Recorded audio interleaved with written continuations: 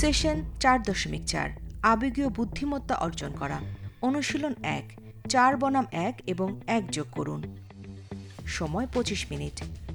উদ্দেশ্য যোগাযোগ উন্নয়নকরণ এবং খেলোয়াড়দের মধ্যে বিশ্বাসের মাত্রা বৃদ্ধি করা।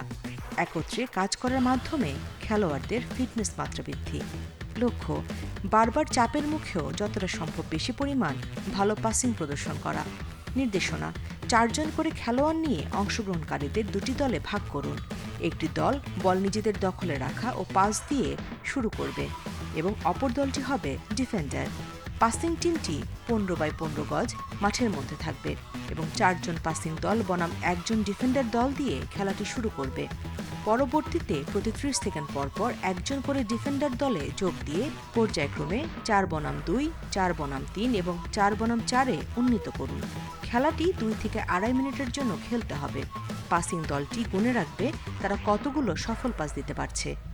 এরপর দল দুটির ভূমিকা অদলবদল করে দিতে হবে এবং নতুন পাসিং টিম স্কোর করে পূর্বের টিমকে হারাতে চেষ্টা করবে।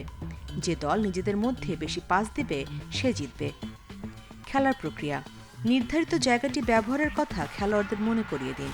ডিফেন্ডারদের যোগাযোগ করার নির্দেশ দিন এবং বলুন টিমের সবাই যেন একই সময়ে বলের পেছনে ছোটাছুটি না করে। প্রথম ডিফেন্ডারের উপর আরও চাপ প্রয়োগ করার জন্য দ্বিতীয় খেলোয়াড়কে ডেকে নেওয়ার আগে কোচ আরও সময় নিতে পারেন এটা দেখার জন্য যে পরবর্তী সে কাজটি কীভাবে সম্পাদন করে। দ্বিতীয়বার খেলার প্রক্রিয়া অনুশীলনটি পুনরাবৃত্তি করুন। প্রতি 45 সেকেন্ড পরপর ডিফেন্ডারদের দলে যোগ করুন। প্রতিফলনে কোচ গাইডলাইনে দেয়া প্রথম প্রতিফলন ও দ্বিতীয় প্রতিফলন অনুসরণ করে আলোচনা শেষ করবেন।